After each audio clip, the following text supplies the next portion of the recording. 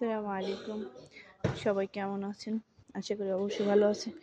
সবাই বলে যে তুমি কি বাংলাদেশে থাকো? আমি বলছি না না, আমি বাংলাদেশ না, আমি ওমানে আছি। সবাই দেখো আমার লাউ গাছটা কীভাবে বৃষ্টির পাই আর ছোঁয়া পাই উপরের দিকে উঠতেছে, ঠিক আছে? তার সাথে একটা আম গাছ আছে, তার সাথে একটা লাউ গাছ আছে।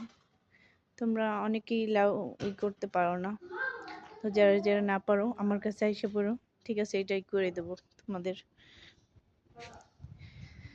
দেখেছো অনেক মেঘ করছে, অনেক মেঘ করছে, অনেক মেঘ করছে, বাট বৃষ্টি আয় না। মেঘ ঠিকই করে, বাট বৃষ্টি তো একদমই আসে না।